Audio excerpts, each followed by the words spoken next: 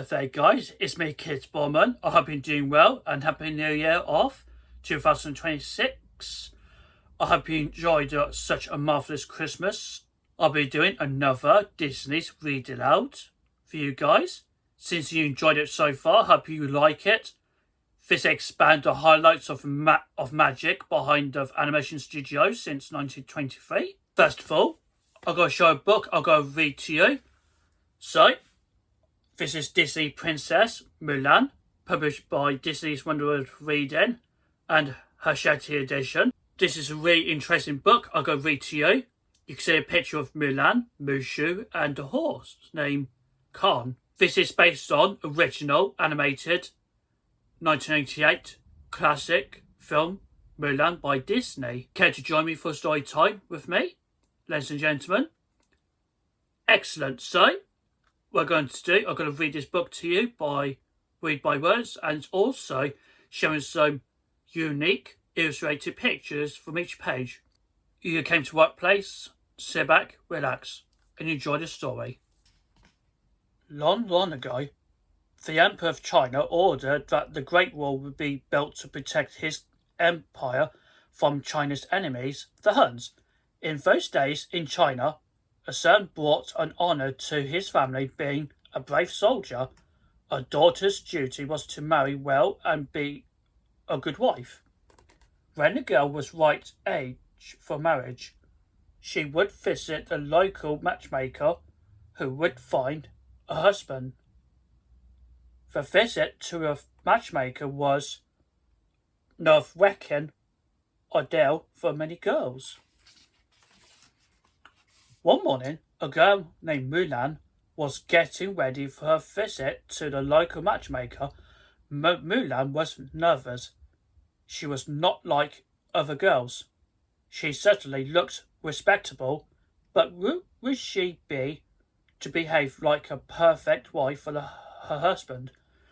Mulan's mother put the fine comb on her hair. "There," said, "you're finally ready. Just one last thing," said her mother. "You need something lucky." She tied a tiny cage to Mulan's belt. "A cricket will bring you good fortune," she said. But when they got to matchmakers, things went badly. Poor Mulan was very nervous. The cricket escaped from the cage and hopped into the matchmaker's dress, making her shriek. The frightened woman back into the stove, and her dress caught fire. Pull it out, the matchmaker yelled. Mulan grabbed the teapot. Splash! Now the matchmaker was drenched. "You're disgraced, Grace," the soaking wet woman shouted. "You may look like a bride, but you'll never bring your family honour." Mulan returned home. When Fosu saw his daughter's face, he guessed things did not gone well. While she took care of her horse, Khan, Mulan wondered if she could never bring honour to the family. Mulan's father tried to cheer her up. "What a lovely blossoms we have this year," he said. He pointed to an unopened flower on a nearby tree. "Look, this one is late, but it'll be that when it blooms, it will be a most beautiful of all." Mulan smiled. Her father was saying that one day she would bring honour to her family. Just as Mulan was starting to feel better, as she heard a beating of a drum, Mulan climbed the wall and saw Emperor's advisor Chifu. "The Huns have invaded China," Chifu announced. By the order of the Emperor, one man from every family must serve in the imperial army. Fosu had been a great warrior in his younger days, but time had passed. An old wound had weakened him. Mulan's heart sank when she saw him in his army uniform, she realized that he would never survive the battle. She deceived the plan to save his life. Devised a plan to save his life. As soon as night fell, Mulan silently crept into her parents' bedroom, took the imperial scroll, summoned her father, and replaced it with her comb as a mark of devotion. Then she took the sword and with one swipe she cut off her long black hair. Mulan put on her father's army uniform and left the house. She looked like any young soldier going to war, and this was her plan. She would pretend to be a boy and take her father's place in the army. As the cold rain fell, Mulan mounted her faithful horse Khan. She rode off, not knowing if she would ever see her family again. Later that night, Mulan's parents discovered what she had done. They were shocked. Impersonating a soldier was a crime, and if Mulan was caught, she would be put to death. But there was nothing they could do. Mulan's grandmother prayed for help. Ancestors, hear our prayer, she pleaded. Watch over Mulan.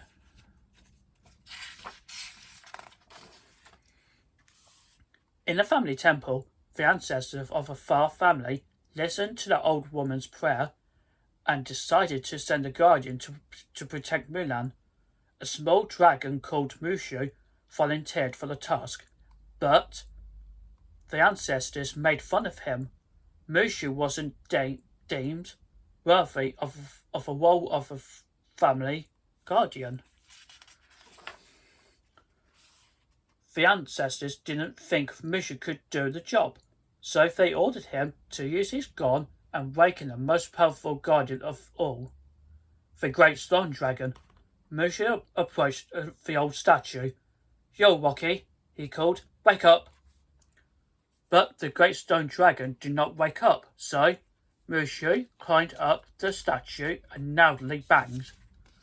The gun ran right against his ear. "Hello, hello," he yelled. Suddenly, the dragon's ear broke off.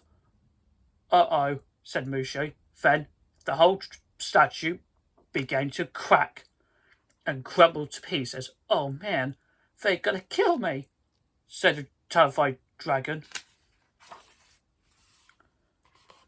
Just then, Mushu spotted Quickie, Mulan's lucky cricket, and had an idea. If he could turn Mulan into the hero, the ancestors would forgive him and let him be guardian again.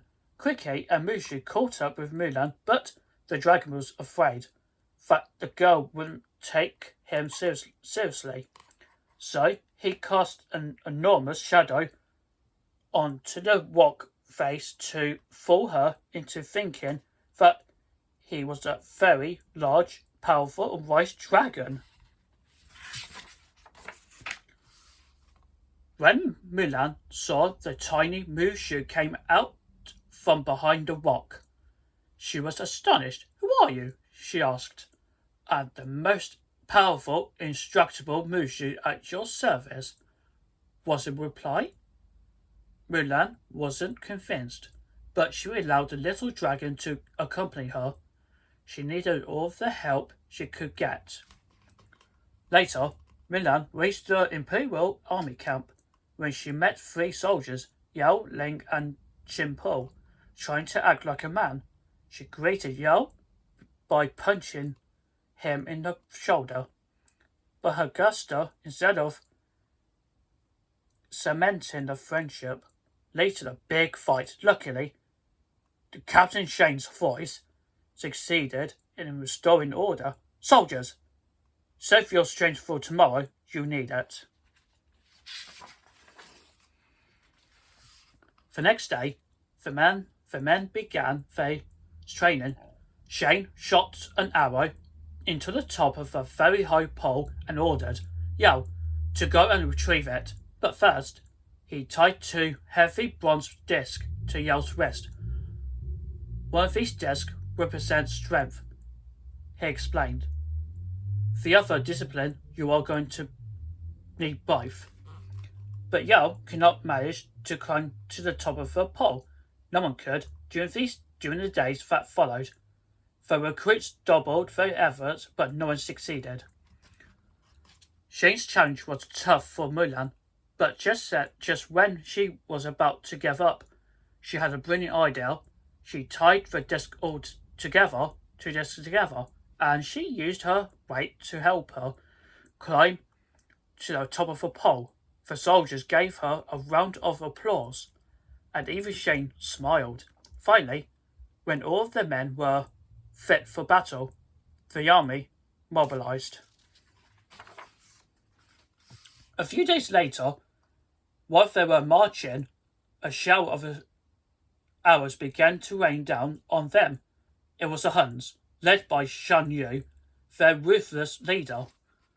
Immediately, Shane gave an order for cannons to fire. Boom, boom! Despite Shane's efforts, the Huns were winning.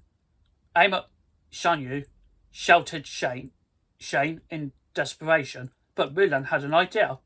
She took a last of her ammunition, but instead of aiming it at Shan Yu, she aimed at the snowy slopes above him. Rump! The cannonball exploded into the mountain, making the ground tremble and causing the snow to start moving.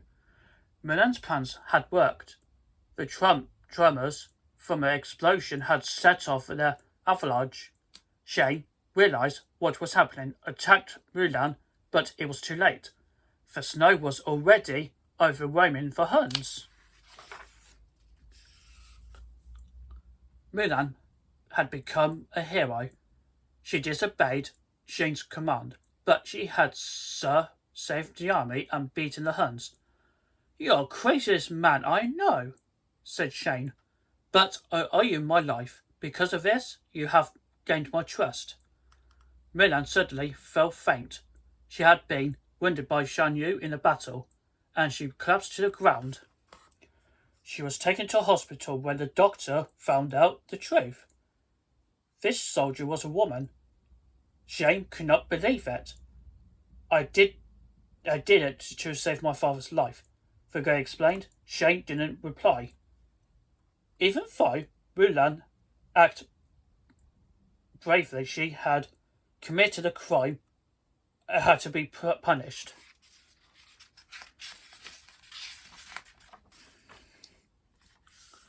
Shane raised his sword, but he couldn't bring himself to hurt the girl who had saved his life.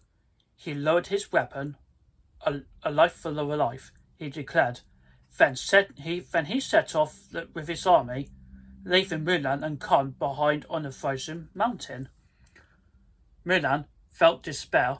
She had fallen and dishonored her father. Mushu did his best to cheer her up. "Come on," he said. "Don't worry. You risked your life for your loved ones. Your intentions were good." Just then, Mushu spotted Shan Yu and 5 of his men heading towards the imperial city.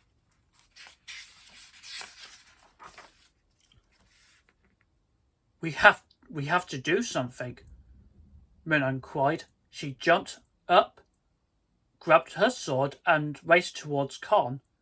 Mushu hesitated. "Are we in this together or not?" Mulan asked the little dragon. "Yeah," Mushu agreed. "Let's go kick some honey buns." With Quickie safely on board, they all rode off to the imperial city. Mulan arrived in the imperial city to find Shane and his men in a parade to celebrate the defeat of the Huns. "Shane," Mulan cried, "the Huns are alive. They are in the city. Why should I believe you?" Shane replied coldly. Shane ignored Mulan. He rode off to the imperial city to meet the emperor.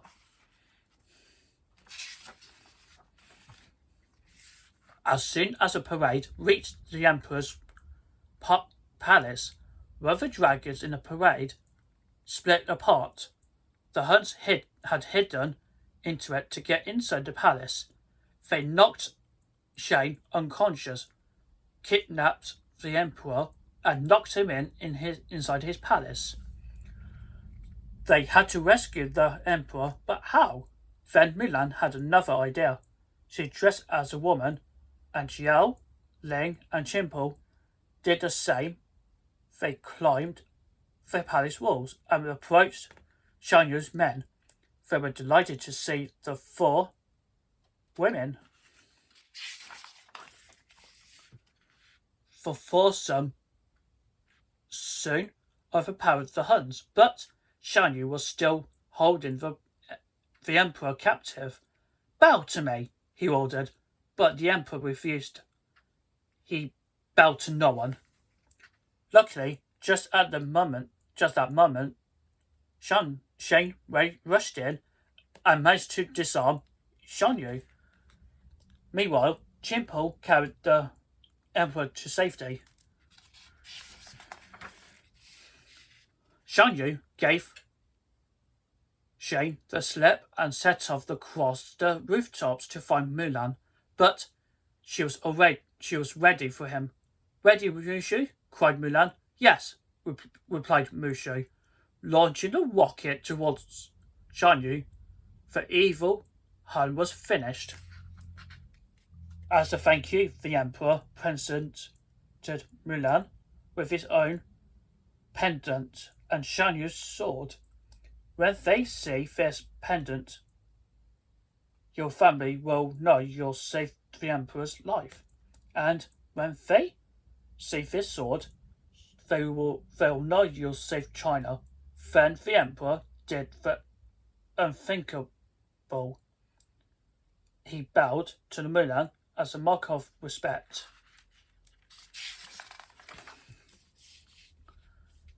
Mulan returned home. Her mother and grandmother wept with joy, and her father was filled with pride. Before long, Mulan had a surprise visitor. It was Shang. Mulan asked him to stay for dinner, and Shang happily accepted. Mulan's family watched the two with quite contentment. They sensed a very good relationship was blooming. As for Mushu, when the ancestors learned of his deeds, they no longer loved that little dragon. They celebrated, and Mushu became an official guardian again. Mushu was thrilled. Set out for egg rolls. This is the end. That's conclude this story of Disney's Mulan.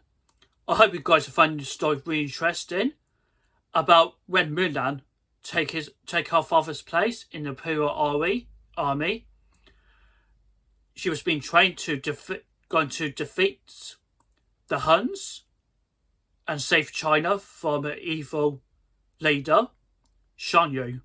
It brings back a lot of Disney memories. Behind the magical legacy of animation studios has been changed over time. Thank you so much for watching. I hope you enjoyed the story of Disney's Mulan. I really appreciate it for listening to a story. Okay, so guys, I'll see you soon, and thank you for stopping by.